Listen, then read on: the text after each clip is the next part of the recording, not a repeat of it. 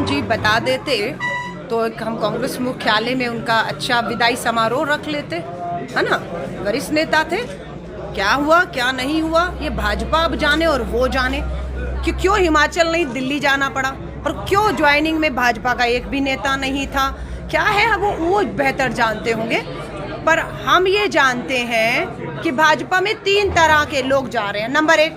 जो संघर्ष नहीं करना चाहते, जनता के बीच में खड़े होकर बेरोजगारी महंगाई जैसे मुद्दों पर सड़क पर संघर्ष नहीं करना चाहते, वो जा रहे हैं आराम से सत्ता की तरफ। दूसरे वो जिन्हें पैसे का लालच दिया जा रहा है, विधायकों की कीमतें लगाई जा रही है, भाजपा के पास बहुत पैसा है, लोकतंत्र की हत्या करनी है तो पैसे का लालच दे दीजिए, वो जा रहे हैं। तीसरे वो जो भ्रष्ट कभी रहे और उनके सबूत बीजेपी के पास आ गए, सीबीआई ईडी का डर है, जेल जाना है या भाजपा मुख्यालय भेजे, तो भाजपा मुख्यालय की तरफ जा रहे हैं। जाना तो जेल था अगर भ्रष्ट थे, क्योंकि आप ही कह रहे थे जब हमारे साथ थे, जब तक वो तो भाजपा उन पे भ्रष्टाचार के आरोप लगाती थी। तो 3 तरह के लोग कांग्रेस का संघर्ष छोड़कर, राहुल गांधी जी जब 3572 किलोमीटर इस देश को जोड़ने चलेंगे महंगाई बेरोजगारी के मुद्दे पर, तब आप संघर्ष छोड़कर सत्ता लालच में बीच चुनाव में आप जा रहे हैं, तो आपको हम शुभकामनाएं देते हैं। आप कहते हैं ना अलका लांबा आई थी तो समझ आता, क्योंकि मैं दिल्ली की हूँ। आप कह रहे हैं अनुराग ठाकुर आए थे, ये हमीरपुर उनका है और वो आते जाते रहते हैं, एक टूरिस्ट की तरह हो चुके हैं, और उनका सारा ध्यान है कहाँ पर,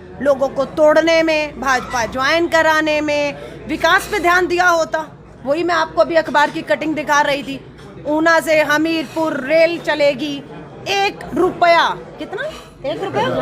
1000 रुपया, वाह कुछ ज्यादा दे दिया अनुराग ठाकुर जी, 1000 रुपया ऊना से हमीरपुर रेलवे के लिए। तो बेहतर होता अनुराग ठाकुर जी आप अपने ही हमीरपुर जिले की 5 में से 3 सीटें हारे ना होते, आप उपचुनाव हिमाचल में 3 विधानसभा और मंडी लोकसभा हारे ना होते, अगर आपने हिमाचल पे ध्यान दिया होता। आपका ध्यान लोकतंत्र की हत्या करना, विपक्ष को कमजोर करना, लोगों को डराना धमकाना, भाजपा में शामिल कराकर आप मोदी जी के सामने अपने नंबर बना सकते हैं, लेकिन आपके नंबर हमीरपुर में कम होते चले जा रहे हैं। मैं प्रभारी हूँ, मेरी जानकारी में ऐसा बिल्कुल नहीं आया कि एक नेता ने दूसरे नेता को मीडिया पर, अखबार में, चौराहे पर जाकर बोला हो।